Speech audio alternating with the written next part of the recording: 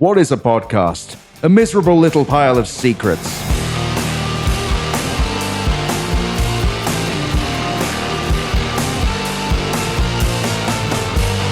Better offline. I'm Ed Zitron, and welcome to the conclusion of our three-part episode of Better Offline and the phenomenon known as the business idiot.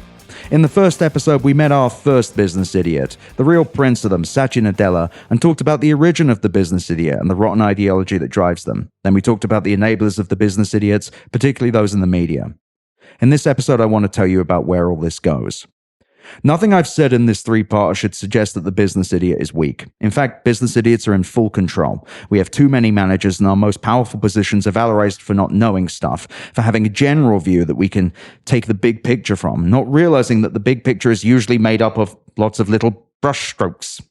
Business idiots have a cultural cachet, though. We aspire to be business idiots, and our education pushes people to careers where the goal is to climb from the worker class to the oxygen-starved apex of business idiot mountain.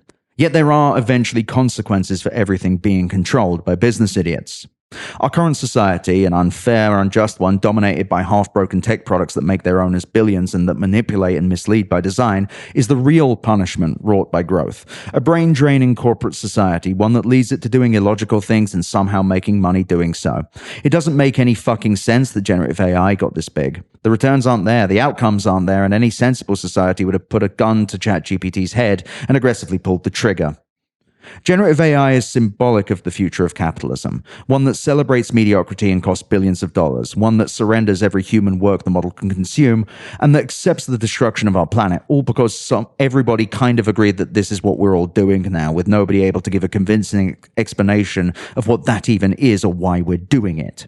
Generative AI is revolting both in how overstated its abilities are and in how continually it tests how low a standard somebody will take for a product, both in its outputs and in the desperate companies trying to integrate it into everything, and its proliferation throughout society and organizations is already fundamentally harmful. We're not just drowning in a sea of slop. We're in a constant state of corporate AI beta tests, new features sprouting out of our products like new limbs that sometimes function normally, but often attempt to strangle us, like the stand in that episode of JoJo's Bizarre. Stop it. It's unclear if companies forcing these products on us have contempt for us or simply don't know what good looks like. Or perhaps it's both, with the business idiot resenting us for not scarfing down whatever they serve us, as that's what's generally worked before. They don't really understand their customers. They understand what a customer pays for and how a purchase is made. Like the leaders of banks and asset managers during the subprime mortgage crisis didn't really think about whether people could pay those mortgages, just that they needed a lot of them to put in a CDO. The business idiot's economy is one run and built for other business idiots. They can only make things that sell to companies that must always be in flux, which is the preferred environment of the business idiot, because if they're not perpetually starting new initiatives and jumping on new innovations, they'd actually have to interact with the underlying production of the company and the people actually doing the work. Does the software work? Sometimes. Do successful companies exist that sell like this? Sure. But look at today's software and tell me with a straight face that things feel good to use. And something like generative AI was always inevitable. An industry claiming to change the world that never really does so. Full of businesses that don't function as businesses. Full of flim-flam and half-truths used to impress people who will likely never interact with it, or do so only in a passing way. By chasing out the people that actually build things in favor of the people that sell them, our economy is built on production puppetry, just like generative AI and especially like ChatGPT and Claude. These people are antithetical to what's good in the world, and their power deprives us of happiness, the ability to thrive, and honestly, any true innovation. The business idiot thrives on alienation, on distancing itself from the customer and the thing that they consume, and in many ways from society itself. Mark Zuckerberg wants us to have fake friends, and he said that to the Wall Street Journal. Sam Altman wants us to have fake colleagues in the form of the agents he makes that don't fucking work, and an increasingly loud group of executives salivate at the idea of replacing us with a fake version of us that will make a shittier version of what we make for a customer that said executive doesn't give a fuck about. And yeah, that is describing a form of slave. Especially if it's conscious. I mean, if it's not conscious, it isn't. But the moment you make AGI, you got a real fucking problem on your hands. They're never going to do it. Also, what if the AGI is just dumb? What if it doesn't want to work? Anyway, the business idiots are building products for other people that don't interact with the real world. We're no longer the real customers, and so we're worth even less than before, which is As is the case in the world dominated by shareholder supremacy, not all that much to begin with. They don't exist to make us better. The business idiot doesn't really care about the real world or what you do or who you are or anything other than your contribution to their power and wealth. This is why so many squealing little middle managers look up to the Musks and Altmans of the world, because they see in them the same kind of specious corporate authoritarian, somebody who's above work and thinking and knowledge and doing stuff. Disgusting. But one of the most remarkable things about the business idiot is their near invulnerability. Modern management is resource control, shifting blame away from the manager, who should hold responsibility. After all, if you don't, why do you have a fucking job? Onto the laborer, knowing that the organization and the media will back them up. While you may think I'm making a generalization, the 2021 to 2023 anti-remote work push in the media was grotesque proof of where the media's true allegiance lies. The media happily manufactured consent for return to office mandates from large companies by framing remote work as some sort of destructive force, doing all they can to discuss how modern management has no fucking idea how the workplace actually works. Now, these articles were effectively written as fan fiction for managers and bosses demanding that we return to the office. Ridiculous statements about how remote work failed young people, which it didn't, or how employees needed remote work more than their employers because the chit-chat and lunches and happy hours are so important. They're really not. I'm also going to link to these in the notes. I've written a lot about the remote work push and the people who were pushing for us to return the office. It's actually where I got started. And it really was the ultimate jokification for me. It's what actually set me on the path to better offline, because it's when you saw both how little the bosses knew what was going on and how willing people in the media were to support them. And these were people writing these stories were journalists that were going to be forced back to the office and ended up being so. And they were like, yeah, it's actually good that we go into the office. And when you ask the journalists, hey, what do you get at the office? They say, well, one time I ran into someone and we had a good idea, or it was quicker to walk over to someone's desk. Does that mean the work was better? No, but the vibes felt better, I guess. I also know way more people who just fucking hated working in the office. Ugh. But these articles rarely, if ever, cared about whether remote work was more productive or the disconnect appeared to be between managers and workers. Had any of those reporters ever spoken to an actual worker, they'd say that they valued more time with their families rather than the grind of a daily commute, softened with the promise of an occasional company pizza party, which usually happens outside of the typical working hours anyway. And these articles and this period, it was from the very beginning about crushing the life out of a movement that gave workers more flexibility and mobility while suppressing managers' ability to hide how little work they actually did. I do give credit to CNBC in 2023 for saying the quiet part out loud that, and I quote, the biggest disadvantage of remote work that employers cite is how difficult it is to observe and monitor employees, because when you can't do that, you have to actually know what they're doing and understand their work. Jesus Christ.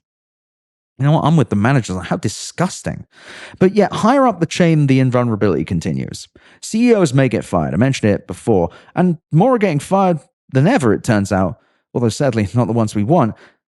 They always receive a golden parachute at the end before walking into another role at another organization doing exactly the same level of nothing. Yet before that happens, a CEO is allowed to pull basically every lever before they face any kind of accountability. They can lay people off, they can freeze pay, they can move people from salary to contracted workers, they can close down sites, they can offshore, they can cut certain products, they can even spend more fucking money so they lose less.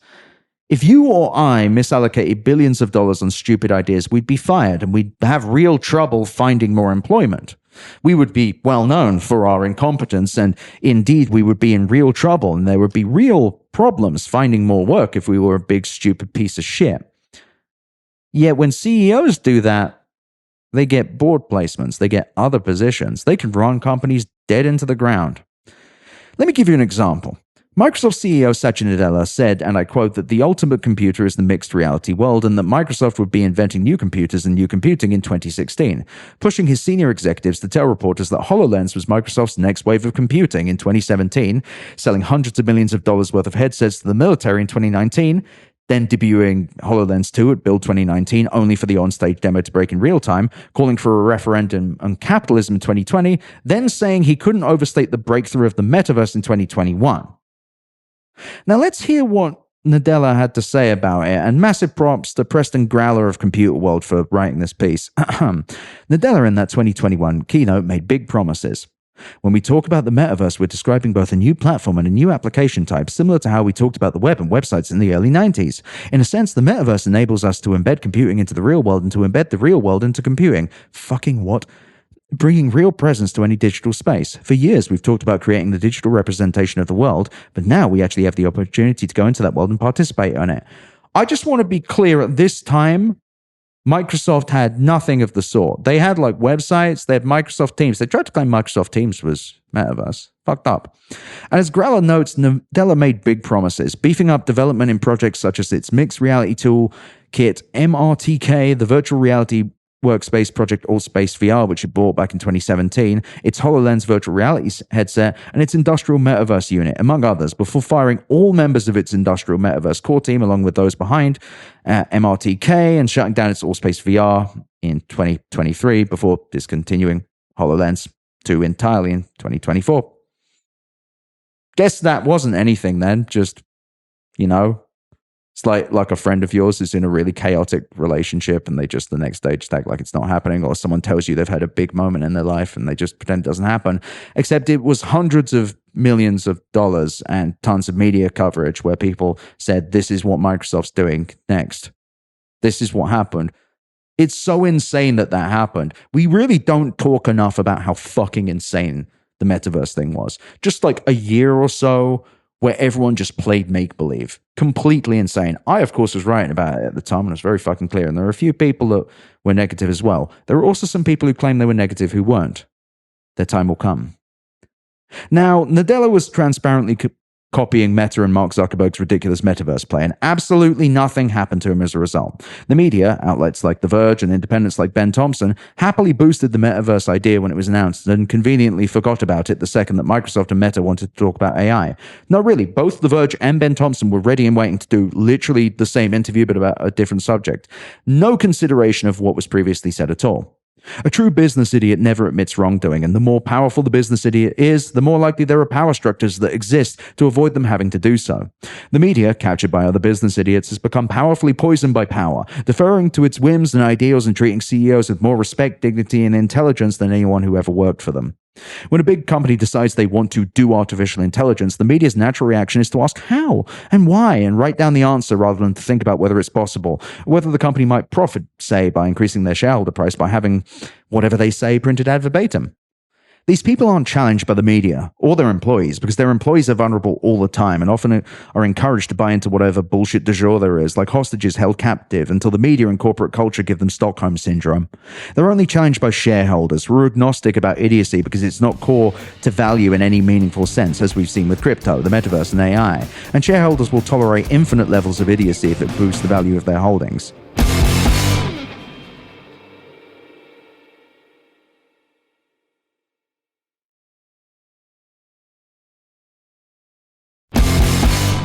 It goes further too. 2021 saw the largest amount of venture capital invested in the last decade, a record-breaking $643 billion, with a remarkable $329.5 billion of that invested in the US alone. Some of the biggest deals include Amazon reseller aggregator Thrasio, which raised $1 billion in October 2021 and filed for bankruptcy in February 2025. Cloud security company Lacework, which raised $525 million in January 2021, then $1.3 billion in October 2021, and was rumored to be up for sale to Wiz, only for the deal to collapse. And then they ended up selling for about $200 million to another company. And then, of course, there was autonomous car company Cruise, which had hundreds of headlines about it being the future, raised about $2.75 billion in 2021, and was killed off in December 2024 suddenly. The people who lose their livelihoods, those who took stock in lieu of cash compensation, those who end up getting laid off at the end, are always workers, while people like Lacework co-CEO Jay Parikh, who oversaw reckless spending and management dysfunction, according to the information, can walk into highly paid positions at companies like Microsoft, as Jay did in October 2024, a few months after a fire sale, and the one I mentioned before, the $200 million one even, to a company called Fortinet. Yeah, this is the behind the actor studio a bit. I got a little ahead of myself, but I'm not editing it. Why would I? It doesn't matter if these people are wrong or if they run their companies badly, because the business idiot is infallible and judged too by fellow disconnected business idiots. In a just society, nobody would ever want to touch any of the C-suite that oversaw a company that handed out Nintendo Switches to literally anyone who booked a meeting, as was the case with Lacework. Instead, the stank remains on the employees alone. One point about this, just an aside. Meta's most recent layoffs were explicitly said to target low performers, needlessly harming the future job prospects of those handed a pink slip in an already fucked tech job market. It was cruel and pointless and, I'm certain, a big fat lie. Meta is spending big on AI and has spent big on the metaverse, which went nowhere, and owns two dying platforms, Instagram and Facebook, and one that's hard to monetize in WhatsApp. It needs to get costs down and improve margins. Layoffs are one way to go, and things are getting bad enough that Meta is now, according to the information, walking around Silicon Valley begging other big tech companies for money to train their open source Llama LLM. As shitty as that is, the low performance jibe is an unnecessary twist of the knife, demonstrating that Meta would gladly throw its workers under the bus if it serves their interests, because the optics of firing low performers is different to, say, firing a bunch of people because you keep spunking money on dead-end vanity projects and Me Too products that nobody wants or wants to use or can understand. Mark Zuckerberg, I add, owns an island on Hawaii. The idea that he even thinks this much about Meta is disgraceful. Go outside, you fucking freak. Anyway, it's so easy and perhaps inevitable to feel a sense of nihilism about this. Nothing matters. It's all symbolic. Our world is filled with companies run by people who don't interact with the business and that raise money from venture capitalists that neither run businesses nor really have any experience doing so. And despite the fact that these people exist several extractions from reality, the things that they do and the decisions they make impact us all. And it's hard to imagine how to fix it. I don't want you to live without hope. Understanding how evil these people are is the first step to things changing. And more people understanding is genuinely important. But we really do live in a system of iniquity, dominated by people that do not interact with the real world, who have created an entire system run by their fellow business idiots. The rot economy's growth at all cost mania is a symptom of the grander problem of shareholder supremacy, and a single-minded economic focus on shareholder value inevitably ends at an economy run by and for business idiots. There is a line, and it ends here, with layoffs, the destruction of our planet and our economy and our society, and a rising tide of human misery that nobody really knows where it comes from, and so we don't know who to blame and for what. If our economy actually worked as a true meritocracy, where we didn't have companies run by people who don't use their products or understand how they're made and who hire similarly specious people, these people would collapse under the pressure of having to know their arse from their ear hole.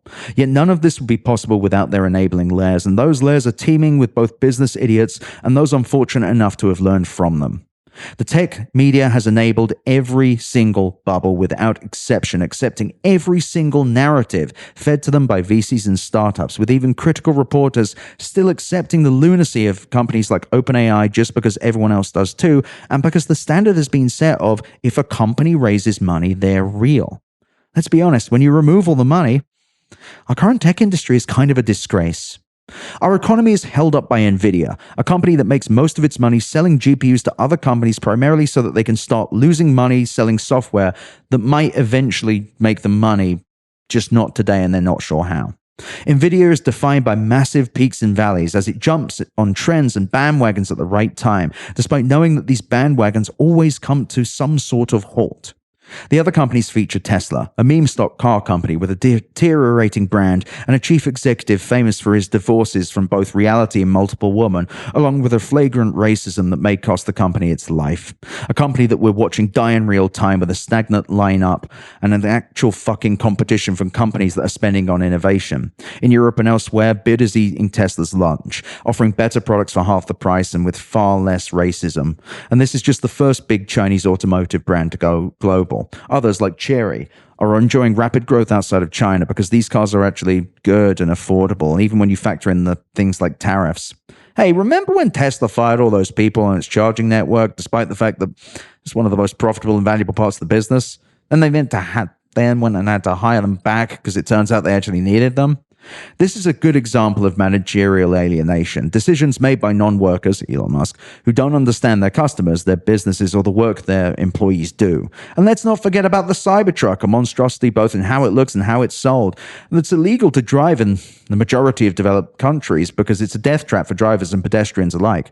Oh, and nobody actually wants it, with Tesla sitting on a quarter's worth of inventory that it can't sell.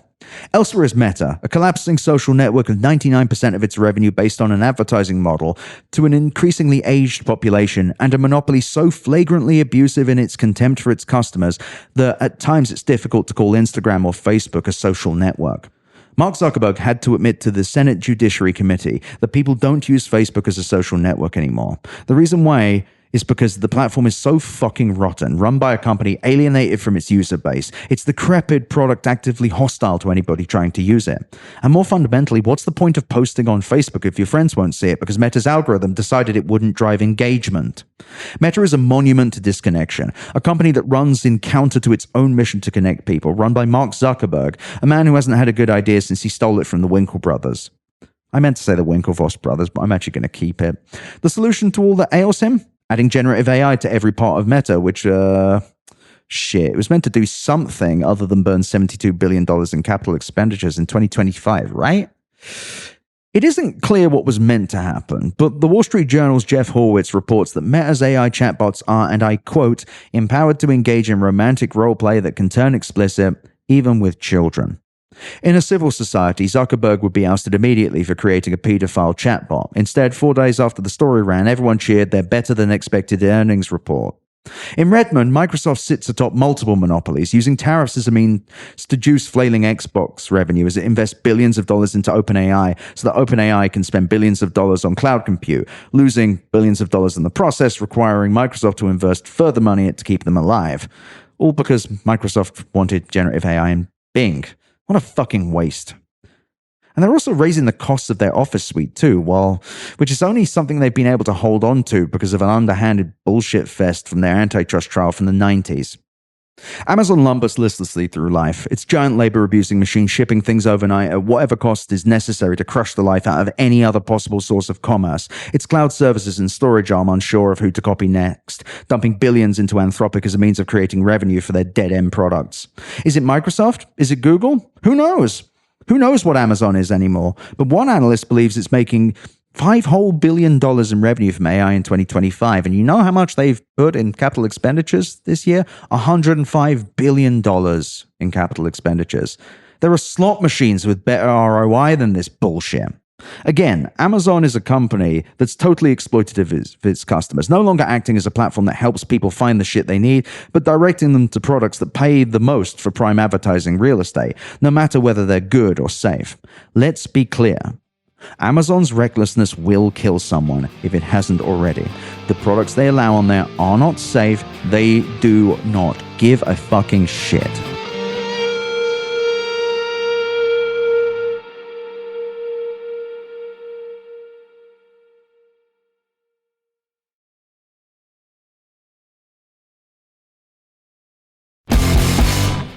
But then there's the worst of them, Google. Most famous for its namesake, a search engine that has been juiced as hard as possible and will continue to be juiced before the inevitable antitrust sentencing that will rob Google of its power, along with the severance of its advertising monopoly along with it. But don't worry, Google has a generative AI thing for some reason, and no, you don't have a choice about using it because they've now replaced Google Assistant with Google Gemini, and Google Search all but requires you to use their AI. They burn money for no reason. It sucks. And at no point do any of these companies seem to be focused on making our lives better or selling us any kind of real future. They exist to maintain the status quo where cloud computing allows them to retain their previous fiefdoms.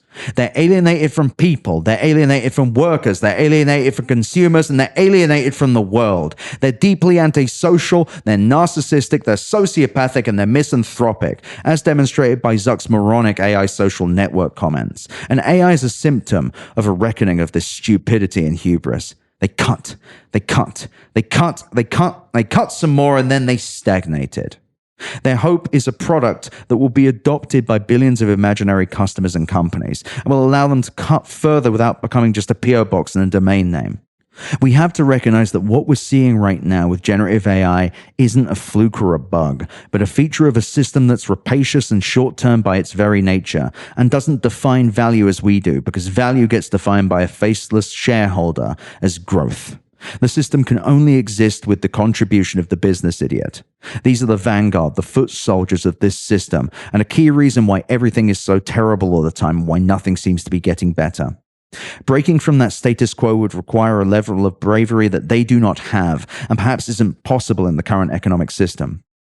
These people are powerful, and they have big platforms. They're people like Derek Thompson, famed co-author of The Abundance Agenda, who celebrates the idea of a fictitious version of ChatGPT that can entirely plan and execute a 5-year-old's birthday party. Or his co-author, Ezra Klein, who, while recording a podcast where his researchers likely listened, talked proudly about replacing their work with OpenAI's broken deep research product, because anything that can be outsourced must be, and all research is looking at stuff that's relevant if you're a fucking idiot. And really, that's the most grotesque part of the business idiot.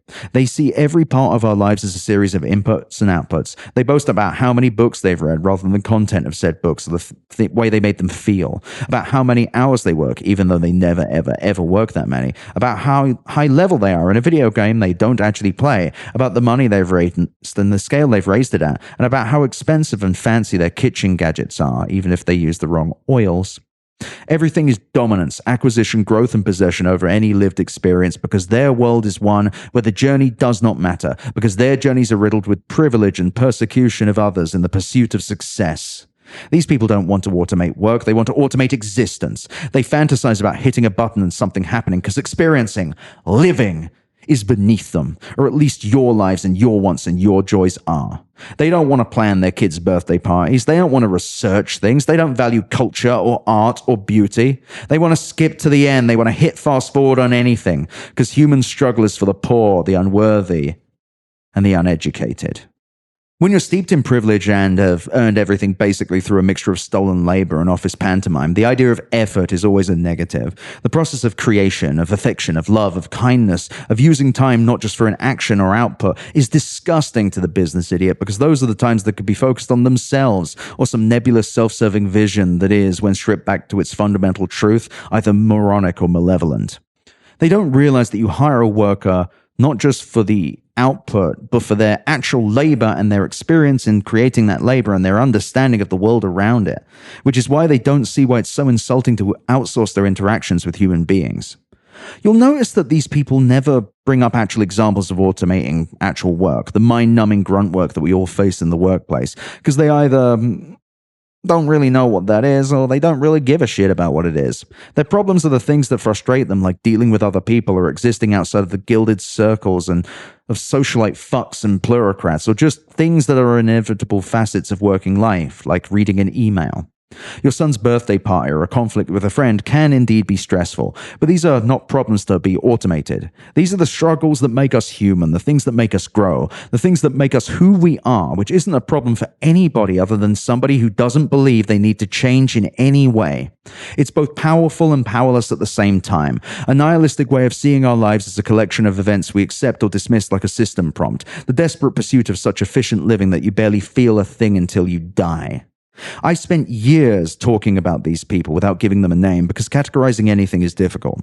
I can't tell you how long it took me to synthesize the rot economy from the broader trends I saw in tech and elsewhere, how long it took me to thread that particular needle, to identify the various threads that unified events that are otherwise separate and distinct. I am but one person. Everything you have read in my newsletter or articles I've written or heard on my podcast to this point has been something I've had to learn. Building an argument and turning it into words, often at the same time, that other people will read doesn't really come naturally to anyone. It's something you have to work deliberately at. You might have talent, but you have to work towards it. It's imperfect. There are fuck-ups. I sometimes mispronounce names and words, including my own name, which Metasowski has always been kind enough not to laugh at me about. These podcasts and newsletters, they increase in length and breadth and have so many links, and I'll never change my process, because part of said process is learning, relearning, processing, messaging Casey, saying, Casey, I don't understand this, arguing with Casey a little bit, coming up with another idea. An accord is, I text Matt Hughes, I talk with Robert Evans, I go back and forth with everyone, I get more pissed off, then I write and I rewrite and I speak, and so on and so forth. This process makes what I do possible, and the idea of someone automating it disgusts me, not because I'm special or important, but because my work is not the result of me reading a bunch of links or writing a bunch of words. The script for this piece is not just about 13,000 words long, it's the result of more than 1 million words, probably more than that I wrote before it, the hundreds of stories I read in the past, the hours and hours of conversations with friends and editors, years of accumulating knowledge, and yes, growing with the work itself. I, as a person, have grown with this show thanks to the wonderful feedback I get from all of you, from the conversations we have on the Reddit or just the emails I get, the occasional one of you who finds my cell phone, which is really quite scary, but not many of you do, and please don't look. The thing is, imperfections are what make us human. Imperfections are what make art so great. The fun things that happen in our life are never from a moment of perfection or from crystallizing something that is immaculate. Perhaps the timing is perfect. Perhaps we're in the right place at the right time. But nothing about us is perfect. And through those imperfections, we grow and we thrive. Business idiots don't give a fuck about that. Sam Altman doesn't give a fuck about that. Satya Nadella doesn't give a fuck about that. They think they're fucking perfect. But true art and true joy and true solidarity is what's needed to dispatch with these people and to stop what they're doing. And really, the biggest thing that we can do early on, the real starting block, is anyone within the tech media listening to this, we need to change. We need to change how we cover these companies. We need to change that, honestly, everything needs to be inverted. Trusting a company based on how much money it has and how big it is the wrong way to go about this business. Business idiots have learned that, and they have moved their marketing strategies to create metrics that journalists accept and will print. And then they will sound good for people that don't know what they're talking about. Because the journalists don't even bother to pull the metrics apart themselves. And I understand why. Everyone's doing what everyone else is doing. But we can change things. But you as a listener, how can you change things? You're already doing it. Over the last year, I've seen a remarkable growth in just regular people being willing to push back against these narratives, in pushing back in their businesses. Also, those of you with children can teach them not to aspire to be a fucking manager or an executive unless they know their fucking work. It is that simple. And I know it feels kind of bleak right now with everything going on in California, with everything going on with the government, with everything going on with OpenAI, with the amount of stories about how AI is going to take everything and take everything we have and recreate it in a shitty way. The fact that they're so desperate means that they're scared. And they're scared of the fact that you are willing to talk about this and you are willing to spit in their face. If you don't want to use AI, don't use AI. If you are curious about what it does, don't bother looking. Or fuck around with the free version a bit so that you only lose them money. If these things could automate you, they'd be automating you already. If they were close to doing so, they would be previewing the ways in which they do so. They're fucking scared. Well, the era of the business idiot is happening right now. It could potentially be coming to an end. Because as this movement ends, and I said this in the .com bubble a year ago, they don't have any more growth markets. This is the end for them. I'm not saying the end of the companies. They'll work something out. But they don't have double-digit growth in them past the next year. The revenues are small. And you, the listener, who have been sitting there the whole time saying, why the fuck does everyone say this thing is amazing whenever they use ChatGPT, and not really understanding why? You're not the weird one, they are. They cannot beat us because we actually do things. If you're a business idiot yourself listening to this, open a book. Go and learn something. Go and talk to a customer. Or start your car in the garage. I don't really know. I really don't encourage you to do that necessarily. But the point I'm making is this. Middle managers ruin lives. Business idiots ruin lives. I think everyone listening to this is going to have experienced several of them. The fact that management as a concept and that management as a discipline has died is a big part of this as well. Labor is really fucking hurting right now. I realize I'm kind of rambling, but I'll end on the simpler note. If you are around people who are scared, be scared with them. Offer them kindness, offer them solidarity and a generous ear. Support their work. Support independent creators. Support people at the Vox Union who are currently battling against a company that saw fit to give Kara Swisher tens of millions of dollars. That continually pushes powerful people like the CEO of Airbnb, which is a company which has ruined pretty much rentals everywhere. Don't know why Nilay Patel had to talk to him about his house in the Catskills, because that happened. When you hear these stories, push back on them. Say, I don't like this. Say, fuck this. Support the Vox Union. In the event that the Vox Union does not get their contract, do not visit a single fucking Vox site. You must walk away from that. Support workers, support artists, support creators, support the people who actually do work. And fuck the business idiots.